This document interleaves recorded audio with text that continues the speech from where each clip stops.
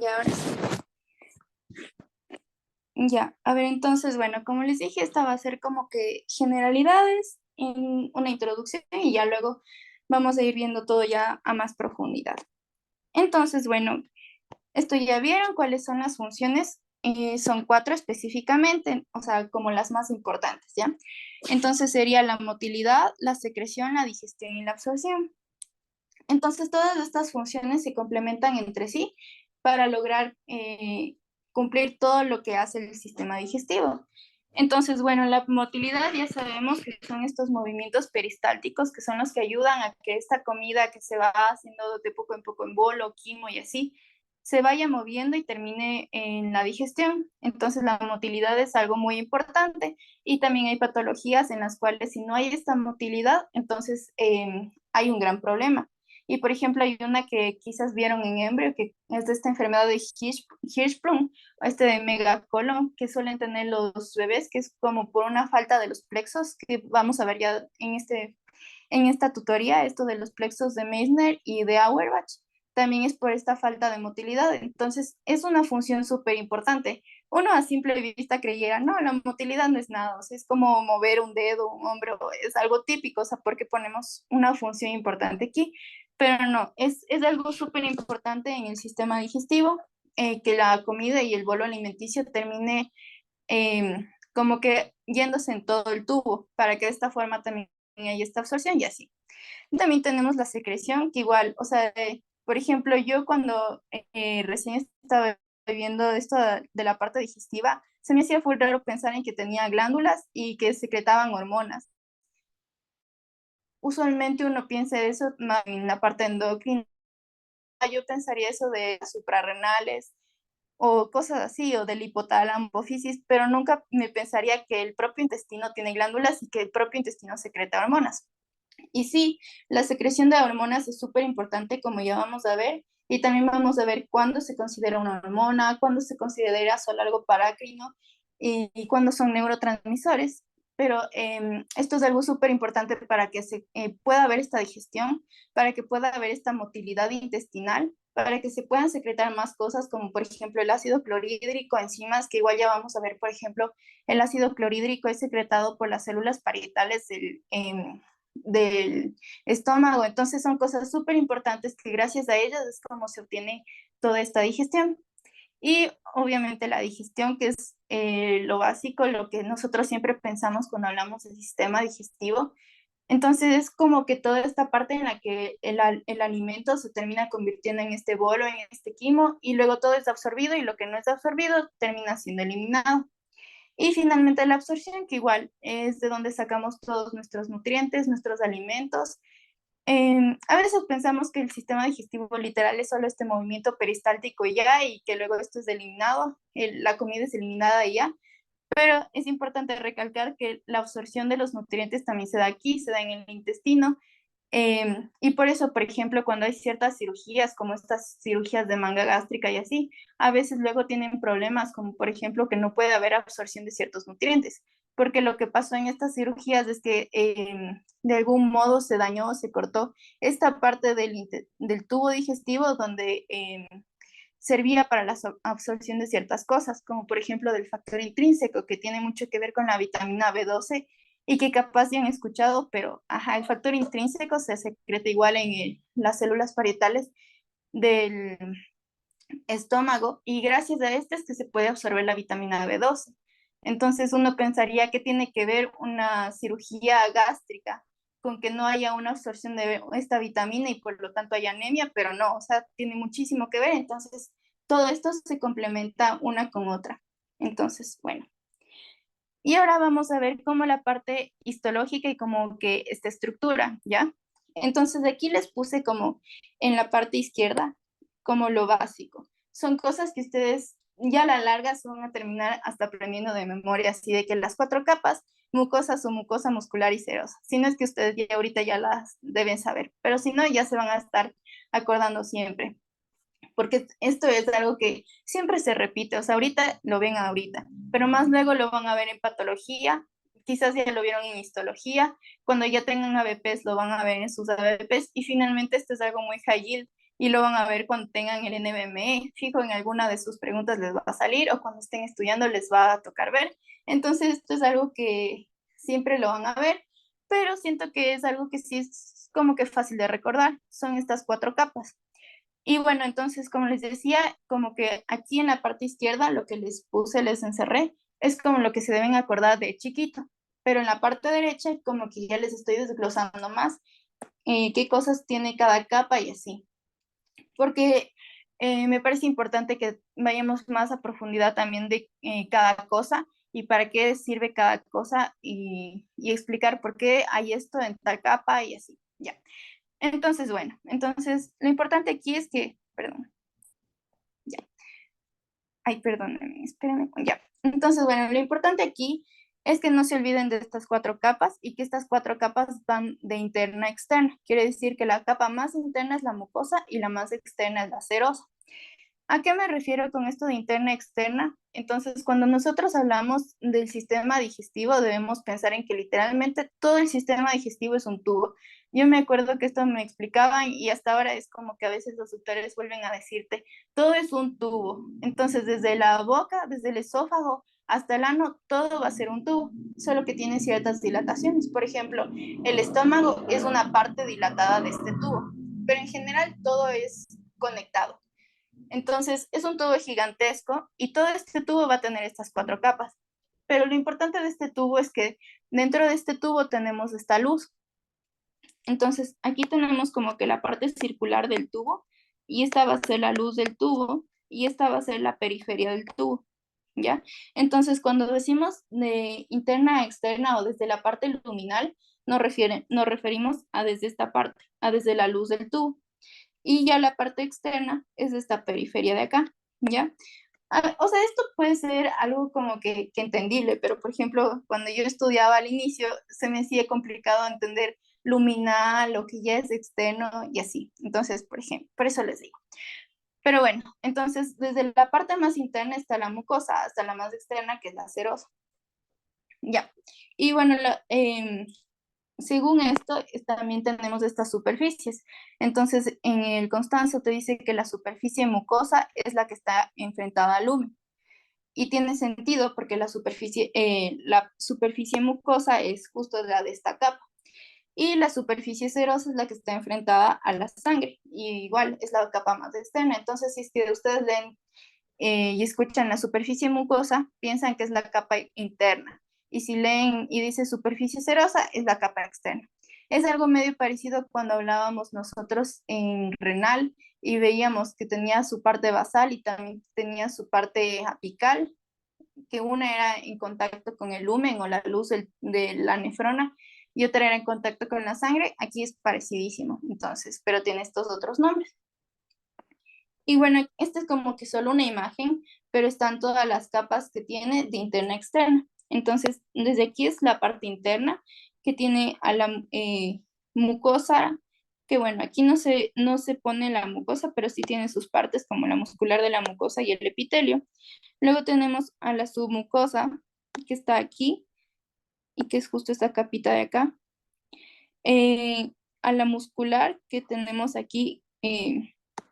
Tenemos al músculo circular y al músculo longitudinal y todos estos forman parte de la capa muscular y la serosa que tenemos acá y que vemos es una capita súper fina, que es la capa más externa. Ya. Entonces, bueno, nuevamente de interno a externo tenemos mucosa, submucosa muscular y serosa. Entonces, en la mucosa vamos a ver que también vamos a tener varias partes. Dentro de ella vamos a tener un epitelio, una lámina propia y una muscular de la mucosa, ¿ya? Entonces, el epitelio ya nosotros conocemos de histología, que son estas células que a veces dicen planas, cilíndricas, estratificadas, cúbicas. Eso es el epitelio, ¿ya? Este epitelio va a variar dependiendo de en qué localización nos encontremos del tubo digestivo, porque el epitelio tiene distintas funciones dependiendo de qué tipo de epitelio sea. Entonces, no va a ser lo mismo tener el epitelio del esófago que, por ejemplo, el epitelio del gástrico. ¿Por qué no va a ser lo mismo? Porque van a tener funciones distintas. Mientras que el esófago tiene la función de que solo se pase, la comida se vaya por ahí, o sea, solo la comida pasa el esófago. El estómago, en cambio, tiene esta función de como primero almacenar este alimento por un momento, luego de que le va a poner el ácido clorhídrico, de que va a hacer que como que estos movimientos para que este bolo alimenticio se transforme en quimo. Entonces, como no tienen las mismas funciones, van a tener también epitelios distintos. Mientras que el epitelio del esófago necesita ser un epitelio duro para que esta comida que está traspasando no le haga daño al esófago, el epitelio, en cambio, el epitelio del estómago, en cambio, tiene que ser un epitelio igual duro, pero no en el sentido de que le haga daño a la comida, sino de que le hagan daño como que el ácido clorhídrico y las enzimas del propio estómago. Entonces, también va a ser un epitelio como que no tanto de absorción como en el intestino, porque el intestino delgado y grueso son los que se van a encargar más de la absorción, mientras que el estómago es el que va a ayudar a esta mezcla. Entonces también va a haber estos cambios de epitelio, ¿ya? Y luego les voy a preguntar como que qué tipo de epitelio creen, ¿ya? De ahí también tenemos esta lámina propia que ya vimos. Bueno, la lámina propia esta es como que una capa de tejido conjuntivo, entonces no es tan importante, pero sí es importante que la sepan. Eh, y la muscular de la mucosa. Entonces no se olviden que nosotros tenemos 4 capas, que ya las vimos, y dentro de las 4 capas tenemos una capa que es la muscular. Entonces, cuando ustedes piensen en muscular de la mucosa, no es esta capa muscular de la que estamos hablando. La muscular de la mucosa forma parte de la mucosa. O sea, igual eso lo dice en su nombre, muscular de la mucosa, pero para que no se olviden que no tiene la función como de las capas musculares que ya vamos a ver. Esta tiene una función distinta. Ya. Entonces, bueno, para que no se olviden nuevamente, la mucosa es esta capa grande y dentro de esta capa grande tendremos el epitelio, la lámina propia y la muscular de la mucosa. La submucosa, en cambio, es la que va a tener los vasos sanguíneos, los vasos linfáticos. Entonces, si se preguntan dónde se encuentran todos estos vasos, por qué parte están pasando, suelen estar pasando sobre todo por esta parte. Claro que también van a estar pasando y atravesando otras capas, pero pues las submucosas por donde más se atraviesa. Y también vamos a tener el primer plexo, que es este plexo de Meissner, que también se le conoce como el plexo submucoso. Que igual en esta tutoría ya les voy a explicar mejor qué son estos plexos, pero es parte del sistema nervioso entérico. Entonces, uno siempre piensa, o cuando creo que ahorita están viendo neuro igual, siempre piensan y ven cómo se divide el sistema nervioso en central, el periférico, el autónomo, el simpático, el parasimpático, pero nunca, siempre hacemos de lado que también hay otra división que es parte del sistema nervioso autónomo y es esta división del sistema nervioso entérico. Y parte de esta división es este plexo de Meissner, ¿ya? Que son 2 plexos que ya vamos a ver. Entonces, bueno, para que no se olviden, el plexo de Meissner, ¿dónde se encuentra? Se encuentra en la submucosa. Por eso también se llama plexo submucoso. Pero es importante que se acuerden de este nombre de Meissner, que a veces les dicen por ese nombre. Ya. Luego tenemos a la muscular. Entonces, esta capa muscular va a tener 2 tipos de músculos. Un músculo que se va a encontrar de forma circular, y este va a ser un músculo interno, el más interno, y un músculo longitudinal, que va a ser el más externo. Y luego ya finalmente tenemos a la serosa, y dentro de la serosa también va a tener adventicia. Entonces, ahora sí vamos a ver las funciones. Ya desglosamos qué cosas tiene cada parte y ahora vamos a ver qué funciones son. Entonces, dentro de la mucosa, como nosotros ya vimos, la mucosa va a ser la que está en contacto con el lumen intestinal, con la luz del intestino. Esto quiere decir que va a estar en contacto con todo el alimento que pase por el intestino. Esto es súper importante porque si está en contacto con el alimento, esta va a ser la parte donde se va a reabsorber los nutrientes. Entonces, tiene sentido que justo la capa donde haya contacto con el alimento haya la reabsorción también. Pero así como debe haber contacto con el alimento para la reabsorción, el alimento también puede ser como que, por ejemplo, puede ser muy duro y así, como les estaba diciendo en el caso del esófago. Entonces también es la que le va a dar la protección, sobre todo con el epitelio que les decía. Y por ejemplo, algo súper como que se me hace interesante es el tipo de epitelio que es del esófago, que sí les dije. Entonces, ¿Alguien sabe qué tipo de epitelio tiene el esófago? O inventen. Estriados. Sí. ¿Y qué tipo de células? ¿Cilíndricas, cúbicas, planas? Eso sí, ya no sé. Así, cualquier cosa. No son cilíndricas, tal vez. No. Pero esto es para que nunca se van a olvidar de esto. ¿Y se acuerdan qué tipo de epitelio tiene la piel? Escamoso. Sí. Ajá. Entonces, es lo que decían, el epitelio de la piel es escamoso, que también se le dice plano. Entonces es plano, estratificado, queratinizado, ¿ya? Bueno, esa es la típica pregunta, pero yo de histología no sé, entonces, pero es como que para que lo entiendan. Entonces, ¿qué hace la piel? Ayuda a la protección. Necesitas tener este tipo de epitelio para que, digamos, justo una aguja se atravesó y no termine sangrando así, o sea, sí vas a sangrar un poquito, pero gracias a este epitelio es que se protege la piel. Entonces, este mismo epitelio es muy parecido al epitelio que se encuentra en el esófago. El esófago también va a tener un epitelio plano estratificado. La diferencia es que no va a ser queratinizado como el de la piel. Pero de hecho, algo que es súper interesante es que ciertos animales sí tienen un epitelio plano estratificado queratinizado como el de la piel, porque algunos animales también se comen cosas mucho más duras que las que nosotros nos alimentamos. Pero, ajá. Entonces, esto sí tiene mucho que ver con cuál es la función de cada cosa. Como la función del esófago es o sea, es solo el paso de comida, necesita estar bien protegido de cualquier cosa que nosotros nos traguemos. Y ustedes cuando ya vayan al hospital y cuando pasen por digestivo van a ver que las personas tragan, pero la de cosas, o sea, que llaves, tornillos, cuando vean cómo les retiran todo eso y cómo a veces por ejemplo, en el de la policía, a veces mantenían esas cosas que se tragaban las personas y luego nos mostraban y era como que qué denso, o sea, cómo es que eso no les hizo mayor daño.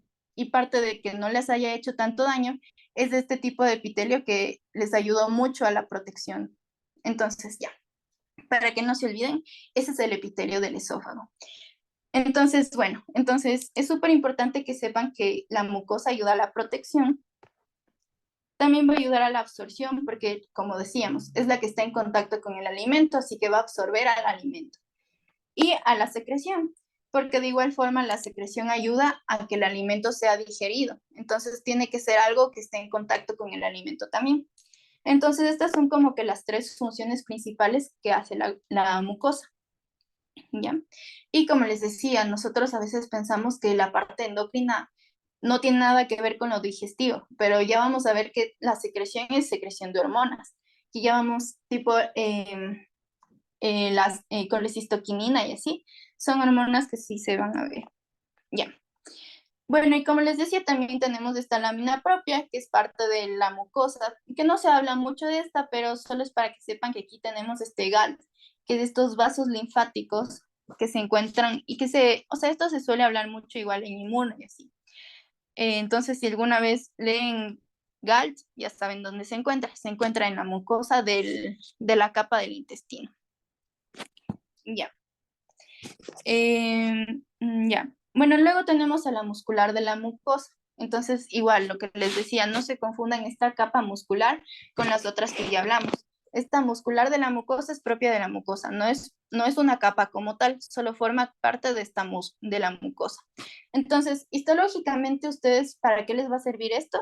Les va a servir para que vean el límite entre la mucosa y la submucosa. Entonces, cuando ya vayan a patología y les pregunten dónde se encuentra la submucosa, ustedes ya van a poder saber que es justo debajo de esta capa muscular, ¿ya? Eso histológicamente, para que les ayude a ver cómo se ve. Pero ya funcionalmente, ¿por qué es importante que nosotros tengamos una capa muscular en la submucosa? Si ya más adelante vamos a ver que las capas musculares que les nombré antes, esta circular y esta longitudinal, son las que van a ayudar a la peristalsis. Entonces, esta capa muscular, ¿para qué nos sirve si ya las otras están haciendo todo lo que la parte digestiva hace? Entonces, esta parte muscular de la mucosa lo que hace es formar unas crestas, justo las que se veían en la imagen de acá.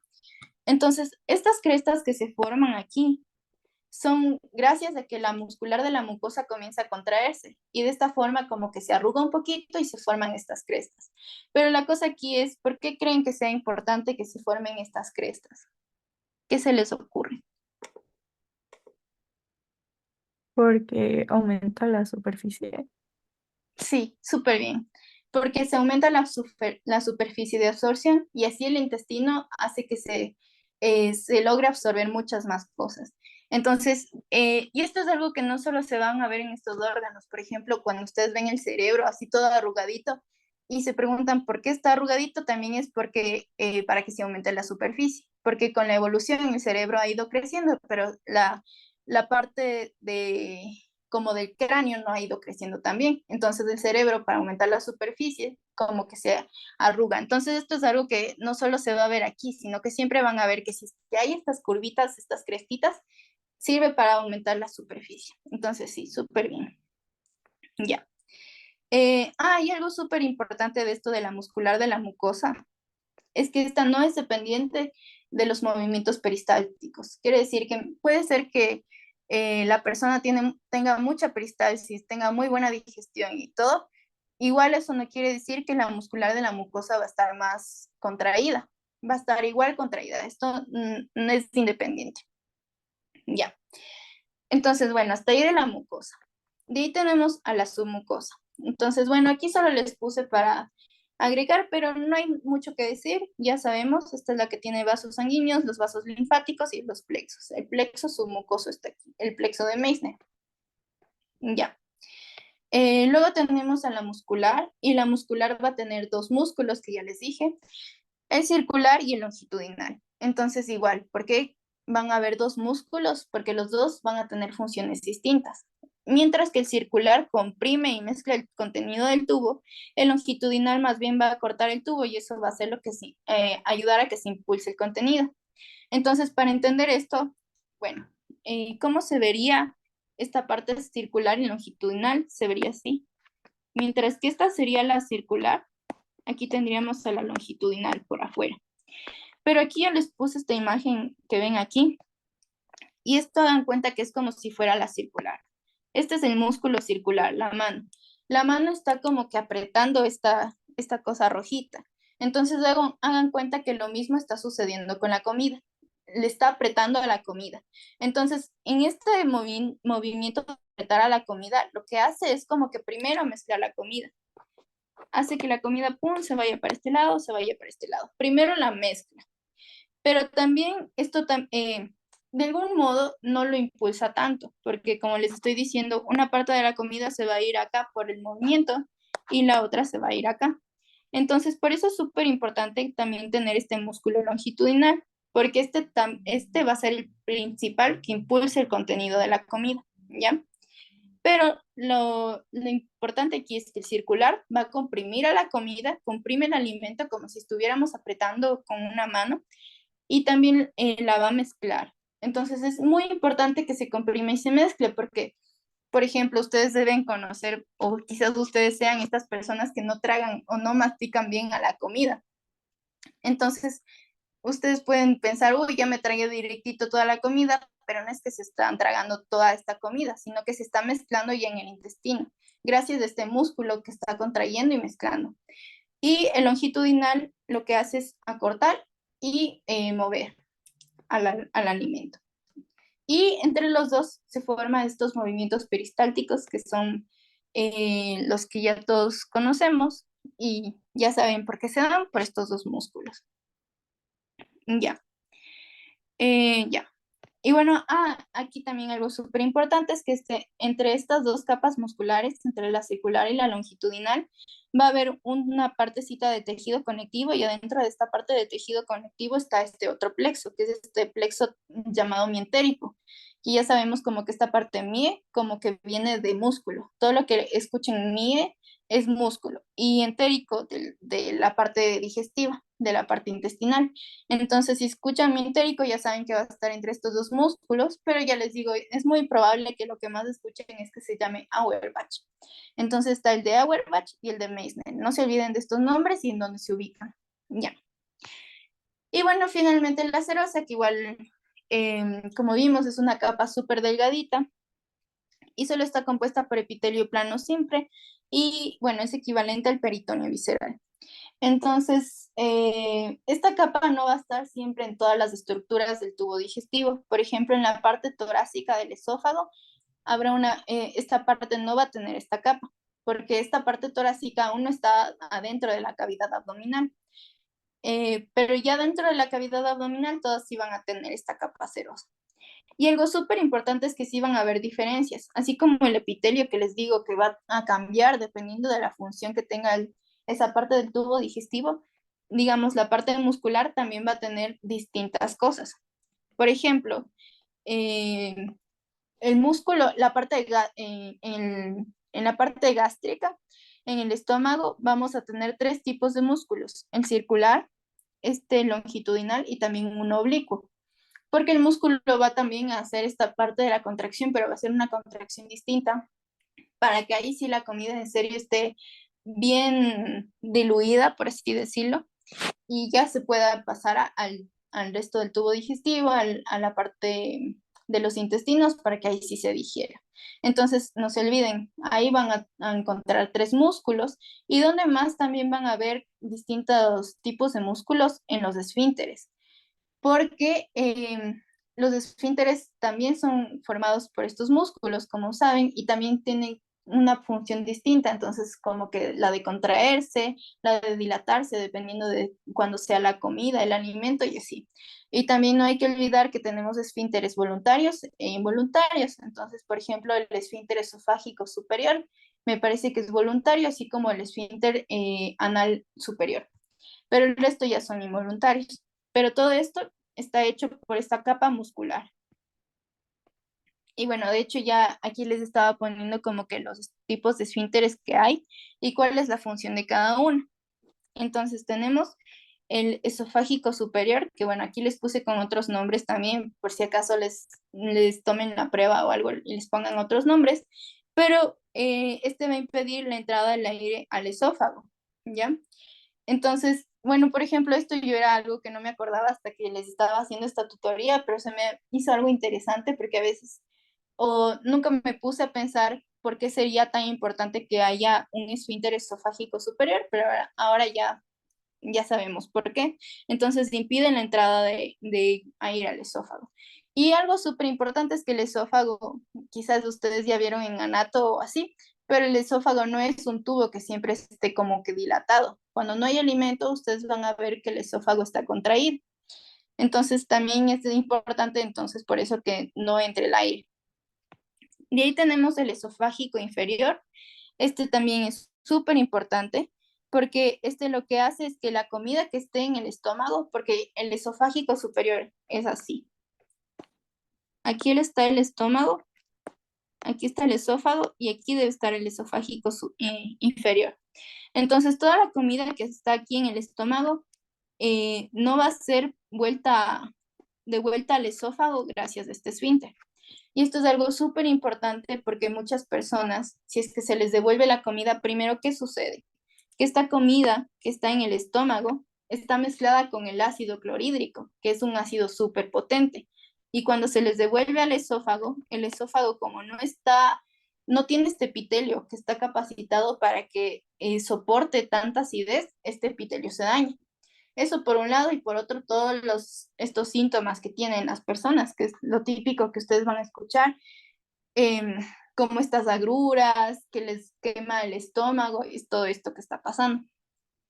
Y bueno, esto tiene mucha correlación clínica, entonces siempre van a ver, por ejemplo, también en pediatría, es algo súper importante esto de los esfínteres, porque en pediatría los niños aún no tienen los esfínteres maduros, o sea, aún no han madurado lo suficiente como para que se cierren y no pase la comida. Entonces, ¿qué se les suele decir o qué suelen decir los pediatras? Es que estos niños, para que no les suceda nada o no regurgiten ni nada, como que estén paraditos, para que así la comida por gravedad baje y no terminen vomitando ni nada de eso y no se les dañe el esófago.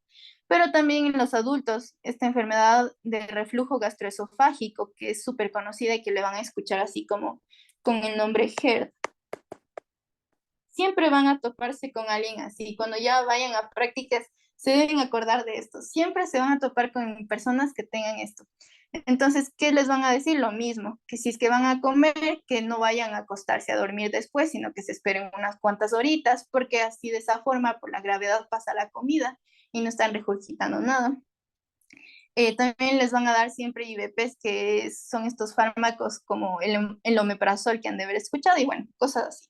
Pero bueno, correlación con clínica. Entonces, el esfínter esofágico inferior es un esfínter súper importante. Ya. De ahí tenemos este pilórico, que también lo llaman como gastroduodenal. Entonces, este pilórico está como que en la unión del píloro y el duodeno, y ya sabemos, sería por acá. Aquí estaría este esfínter. Ya. Y bueno, lo mismo.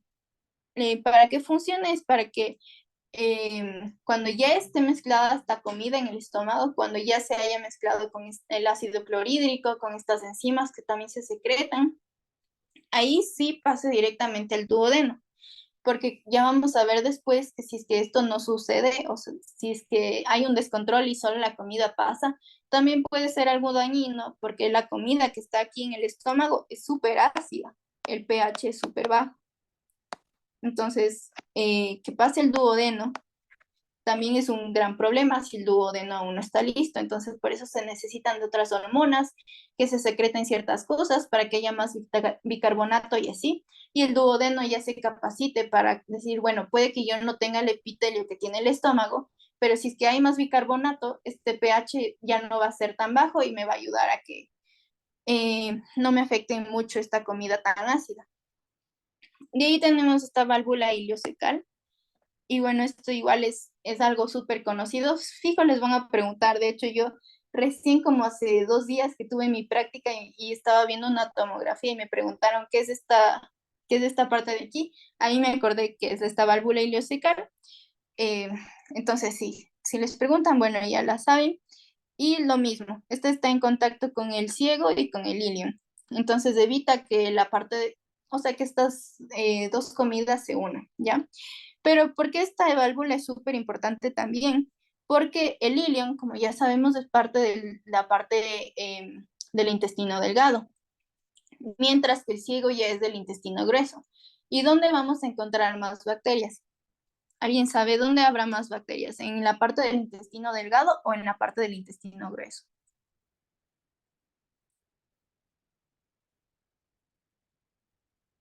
Ahí digan lo que se les ocurra. En el grueso, Sí, muy bien. En el grueso vamos a encontrar más bacterias. Entonces, ¿qué sucede si la comida se regresa de donde estaba, ya estaba en el grueso y se vuelve a regresar al delgado? Pues también es un gran problema, porque estas bacterias que estaban en el grueso ya se van al intestino delgado. Entonces, este esfínter también es súper importante en ese sentido. Evita que haya esta contaminación bacteriana. Y luego tenemos este esfínter interno anal. Y bueno, este igual impide el paso de la materia fecal que se en el recto, entonces ya es como que ya para ya hacer las deposiciones, está este esfínter. Y bueno, aquí tenemos como que la parte histológica. O sea, estas imágenes solo les puse como que para que vean y medio se ubiquen cuando ya tengan pato, pero ajá. Bueno, en esta parte, esta izquierda es como que una imagen del esófago. Y si ven aquí, este es el epitelio que les decía, es plano estratificado. Entonces, miren, ¿por qué es estratificado? Porque tiene varios estratos. Aquí tenemos que, están como que varias células apiladas y eso es lo que forma estos estratos. Y si ven, estas células son planas o escamosas, como dijeron. Son como que así, delgaditas. Entonces, otra cosa sería si les dijeran cilíndricos o si les dijeran cúbicos, pero aquí son como que así. Entonces, esto es este epitelio plano estratificado. Y si ustedes ven el epitelio de la piel, es medio parecido a este, porque como les digo, es el mismo epitelio, solo que el otro es queratinizado. Y si ven, aquí está como que una parte más oscurita. O sea, siento que este epitelio es como que fácil de diferenciar porque tiene una parte más oscurita. Y bueno, esta es como la transición del epitelio del esófago con el del estómago. Entonces, miren, aquí tenemos el esófago, que tenemos esta parte más oscurita del epitelio, que se ve todo bonito, estratificado. Y aquí tenemos el del estómago, que es como que un epitelio así, porque ya tiene una función distinta. Eh, Y bueno, eso. También aquí tenemos la lámina propia, que ya les digo, la lámina propia era parte de la submucosa, vasos sanguíneos y la muscular de la mucosa. Pero en estas fotos no se ve como que todas las capas del intestino. Por ejemplo, aquí podemos ver en esta parte de acá está la muscular externa. Pero de ahí ya no vamos a ver ninguna otra capa. Y miren, por ejemplo, en esta capa de la muscular externa estamos viendo este músculo que es como que se dirige a ese lado. Y este músculo de acá, en cambio, está hecho como que bolitas. Este es como el circular. Y esta parte de acá de seguro debe ser como que la que está entre las dos capas musculares. Y si está entre estas dos capas musculares, por aquí pasa el plexo. ¿Se acuerdan qué plexo era el que pasaba por aquí?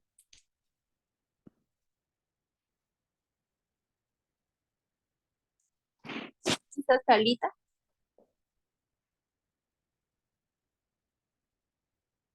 Ya, bueno, no se olviden que por aquí pasaba este plexo de Auerbach. Ya. Y bueno, ahora vamos a ver como que la inervación. Entonces, ya, esta es como que la parte final y siento que igual es súper importante porque es lo que les decía. La inervación del sistema digestivo es distinta a la de los demás sistemas, porque aquí tenemos un propio sistema que es el entérico.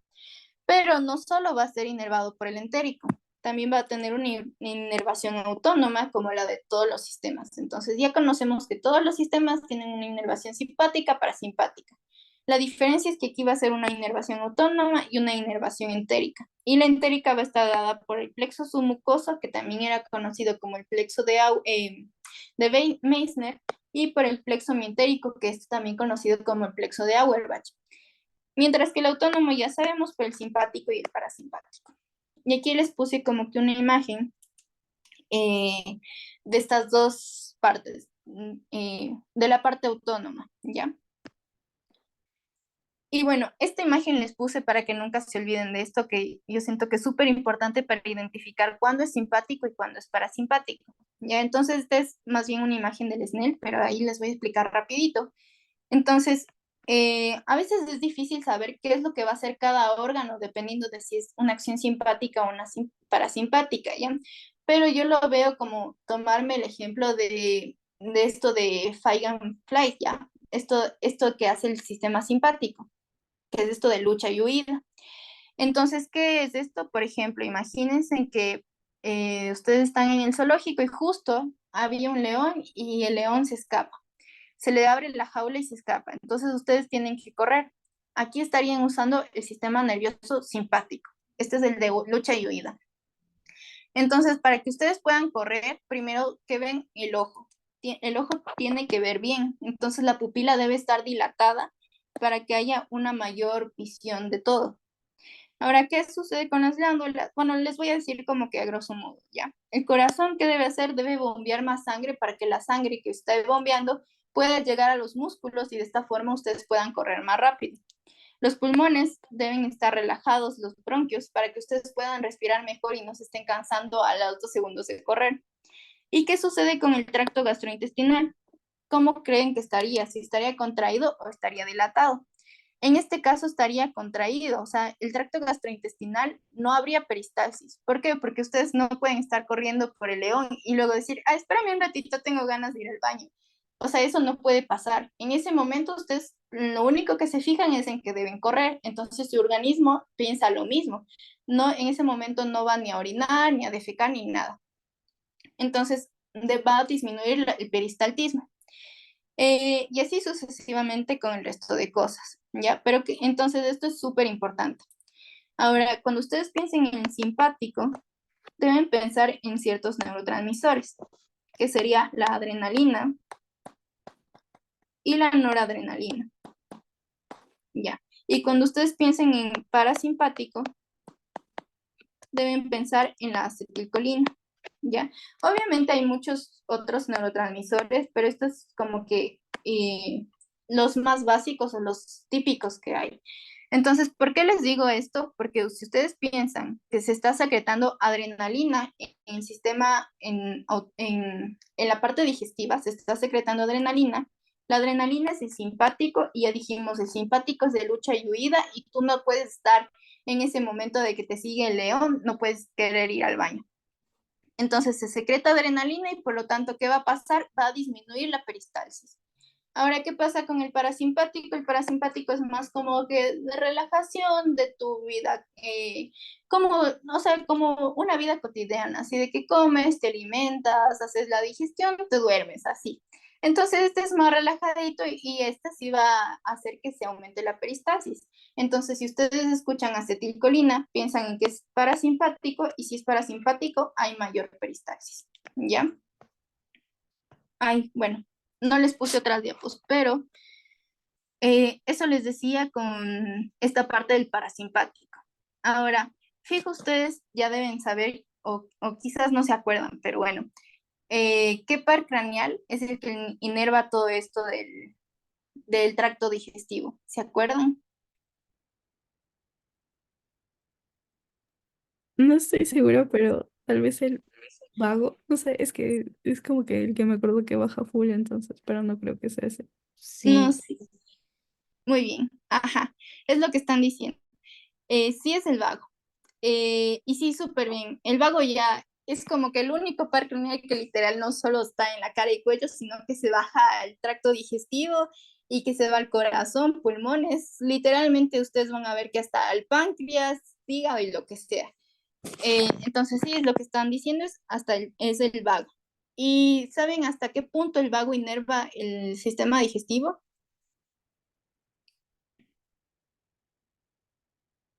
Ya. Oh, ¿sí saben? Ahí digan lo que... No, ahorita justo te iba a decir que eso sí, no sé, no cacho. Ya. yo tampoco. Ah, no importa. Esto me acordé ahorita, literal, pero es hasta la primera mitad de la parte del colon, ¿ya? Entonces, si aquí tenemos el colon, es hasta esta mitad. O sea, también depende de los libros. Por ejemplo, el Guyton te dice la primera mitad, pero en el Constanzo me parece que te dice hasta el colon transverso, que sería todo esto. Pero, o sea, más o menos es hasta el colon, ¿ya? El resto ya tipo recto, sigma, ano, eso ya no es inervado por el vago. Entonces, ¿qué nervio está inervando eso? Es el nervio pélvico, ¿ya? Eso les dice en el Constanzo que es el nervio pélvico, pero por ejemplo en el Guyton les está, como que les dice ciertos eh, digamos, les dice de ciertas partes de la médula espinal. Entonces, bueno, lo importante aquí es que sepan que los dos nervios importantes son el vago, que es el que más va a inervar, y luego tenemos el nervio pélvico. Ahora, ¿se acuerdan cuál era la acción del vago? Si es simpática o parasimpática.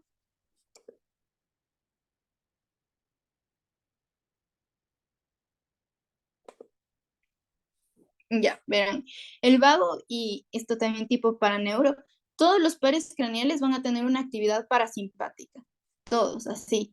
O sea, no me refiero a que todos van a tener, sino que a los que tengan, por ejemplo, uno de ellos es el vago, su actividad como sistema nervioso autónomo va a ser parasimpática. Entonces, ninguno va a ser simpático. Por ejemplo, otro nervio que también tiene su actividad parasimpática es el tercer par craneal, que es el que hace esto de la miosis, que también es algo parasimpático, ¿ya?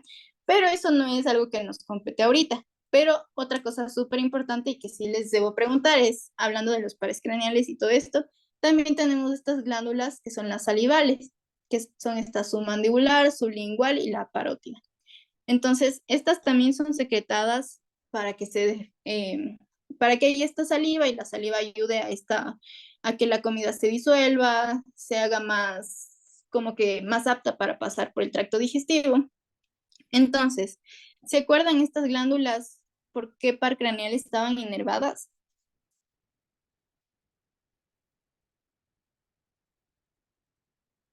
Ya, bueno, entonces las glándulas van a estar inervadas por el séptimo y por el noveno par craneal. Ya esto igual les digo, porque si no les sirve para esto, les sirve para neuro, pero fijo les sirve. Y si no les sirve para el NBM. Y bueno, entonces no se olviden, tenemos tres tipos de glándulas. La submandibular, ahí espérenme, denme un segundito que me dijeron algo. A ver, esperen.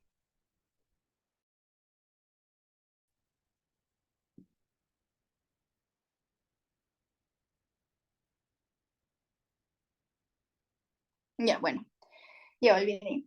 Ya, entonces, bueno, tenemos estos tres tipos de glándulas. Entonces está la submandibular, la sublingual. Ahí ya me olvidé del nombre de la otra. Ya, bueno, creo que es la parótida. Ya. Entonces, lo importante aquí es que estas dos van a estar inervadas por el séptimo par craneal. Y esta de acá va a estar inervada por el noveno par craneal. Yo me acordé de esto porque el séptimo par craneal, 7 comienza con S, ajá. Y su mandibular y su lingual también comienzan con S. Entonces, si ustedes se acuerdan del séptimo, literal, todo va a ser con S. Y la otra ya, porque es del noveno. Pero, ajá, para que se acuerden. Entonces, la secreción de estas glándulas para que ya se forme el bolo y todo, se dan por estos pares craneales. Y su actividad también es parasimpática. ¿Y por qué es parasimpática? Porque todo esto es algo que no se puede controlar. Tú no controlas cuando salivas y cuando no. Entonces, si digamos, es lo típico que ves comida y comienzas a salivar, esto es por estos pares craneales y por esta acción parasimpática. Ya, bueno, entonces eso en la parte parasimpática. Y ya tipo para concluir, también tenemos la parte simpática. Entonces la parte simpática pues no va a tener como que como tal algo súper importante que hablar. O sea, ya hablamos del nervio vago, del nervio pélvico, esto es lo que ustedes más van a escuchar. Y ya sabemos que si esto es parasimpático, nos referimos sobre todo a la acetilcolina. En la parte simpática, en cambio, adrenalina y noradrenalina. Ahora, en la parte simpática, solo lo importante que hay que saber es que van a llegar todas las fibras nerviosas, todos los nervios, van a llegar a ciertos ganglios, que son 4 ganglios. El celíaco, el mesentérico superior, el mesentérico inferior y el hipogástrico. El hipogástrico. ¿Ya? Luego ya les voy a complementar esta información porque no sé por qué no hay estas diapos, pero ajá. Entonces, desde ahí, todas las fibras nerviosas van a llegar a esos ganglios y conectan con esos ganglios y luego van a la parte postganglionar, que bueno, nosotros ya sabemos que tenemos una parte preganglionar y una postganglionar. Entonces, este es el ganglio. Todo esto de acá es lo preganglionar y todo esto de acá es lo postganglionar. Pero bueno, eso nada más para finalizar. Y luego ya veremos el resto, que también tenemos reflejos como el gastrocólico, el reflejo que nosotros tenemos ya cuando queremos ir al baño y cosas así, ¿ya? Y el sistema nervioso entérico, que ya les voy a explicar mejor todo eso, pero ya eso será en otra tutoría porque ya nos estamos pasando mucho de la hora. Y ya, entonces, ¿qué cosas les debe quedar claras por este momento? Ya, no se olviden de las 4 capas. Entonces, nuevamente, mucosa, submucosa, muscular y serosa. Entonces, eso es lo básico. Y de lo básico vayan desglosando. ¿Para qué servía la mucosa? ¿Para qué servía la submucosa? Y cada una de las capas. Entonces, no se olviden igual, la muscular es la que ayuda a la peristalsis y la muscular es la que va a formar todos estos esfínteres. Vamos a tener solo 2 capas musculares, la circular y la longitudinal, pero ¿en qué órgano nosotros vamos a tener 3? En el estómago, donde también tendremos la oblicua. La serosa igual no va a estar en todos los órganos, por ejemplo, en la parte torácica del esófago no va a estar. ¿Qué otras cosas súper importantes? ¿Dónde se ubican los plexos? Entonces, ¿y cómo se llaman? El plexo submucoso también se llama el plexo de Meissner y el mientérico de Auerbach. Yo como me acuerdo porque el de Meissner comienza con M y cualquiera pensaría que como comienza con M es el mientérico, pero no, es todo lo contrario. Literal yo me acuerdo porque es lo contrario, pero ahí véanle cómo se acuerdan ustedes para no confundirles. Entonces, no se olviden dónde queda cada plexo. El de Meissner queda está en la submucosa y el de Auerbach queda entre los 2 músculos, entre el circular y el longitudinal. No se olviden para qué sirve cada parte del músculo. El circular contrae.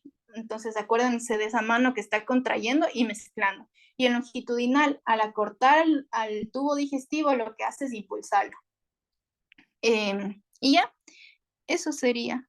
Igual de los epitelios, así, capaz les sirva para pato, pero ahorita capaz no les sirve tanto. Pero si les preguntan, ya saben que el epitelio del esófago es estratificado plano y no es queratinizado, pero es muy parecido al de la piel. Y ya, hasta ahí, chicas. ¿Tienen alguna duda?